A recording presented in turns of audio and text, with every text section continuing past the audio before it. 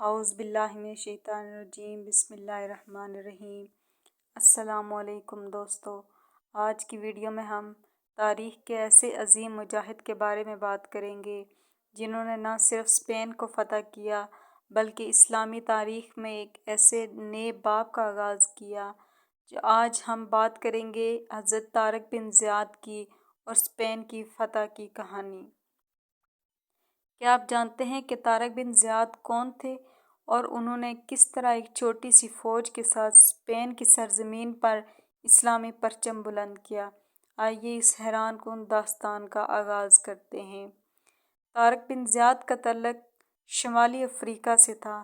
وہ حضرت موسیٰ بن نصیر کے زیر کمان ایک بہادر سپاہی تھے۔ طارق بن زیاد کی ذہانت، جرأت اور اسلامی عزم نے انہیں اس دور کا ایک نمایاں سپہ سالار بنا دیا۔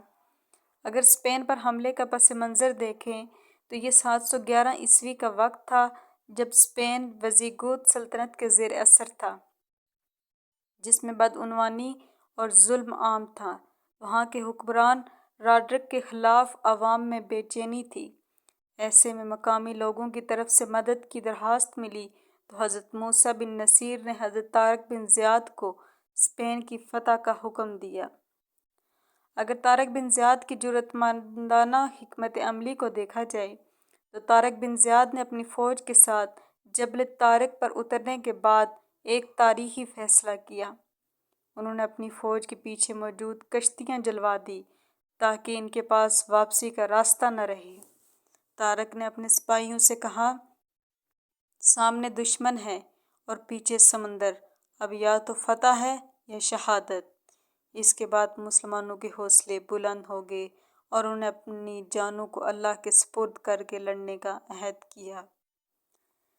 طارق بن زیاد کی قیادت میں مسلمانوں اور ویزیگوت سلطنت کے درمیان ایک زبردست جنگ ہوئی جسے جنگ وادی لکا کے نام سے یاد کیا جاتا ہے۔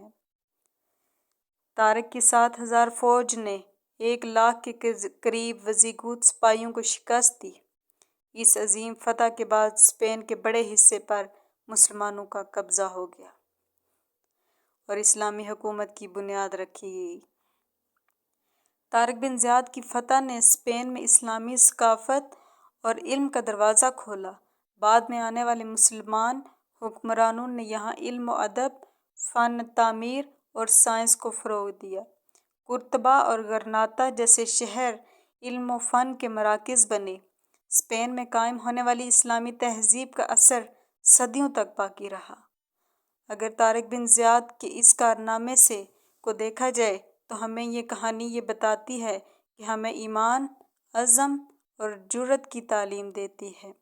انہوں نے ہمیں دکھایا کہ جب نیت خالص ہو اور اللہ پہ بھروسہ ہو تو دنیا کی کوئی طاقت آپ کو شکست نہیں دے سکتی۔ دوستو، آپ کو طارق بن زیاد کی یہ کہانی کیسی لگی؟ آپ کے خیال میں ان کی فتح کا سب سے بڑا سبق کیا ہے؟ اپنی رائے کامنٹس میں ضرور دیں۔